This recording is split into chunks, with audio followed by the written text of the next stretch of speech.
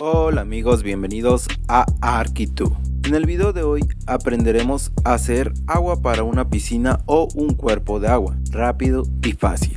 Así que comencemos.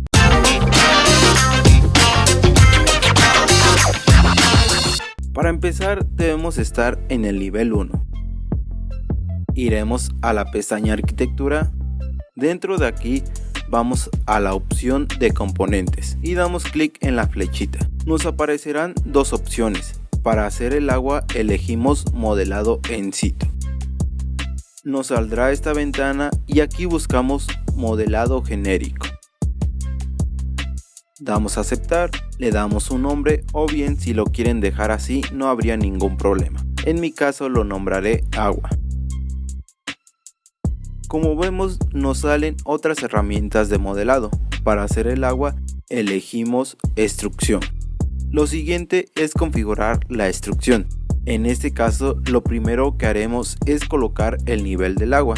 Como la piscina mide 1,50 m, esa es la profundidad que pondremos en final de extrusión.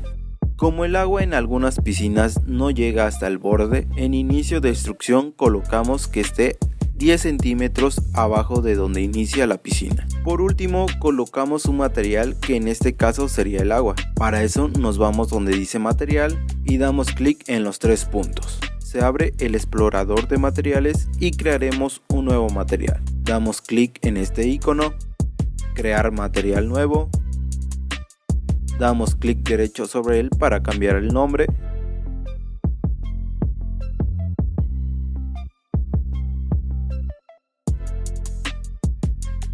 Ahora vamos a la pestaña de apariencia. Damos clic sobre este icono para abrir el explorador de nuevos materiales. Elegimos la carpeta de biblioteca y buscamos el material de agua. Como vemos hay una gran variedad de material de agua. Ustedes eligen el material que más les agrade. Yo elegiré este que se llama agua piscina. Damos clic sobre las dos flechas para agregar el material y listo. Activamos que utilice el aspecto de renderizado y ya podemos colocar el agua. Marcamos el contorno de la piscina. Damos finalizar boceto. Ahora damos finalizar modelo y listo, ya tenemos agua en nuestra piscina.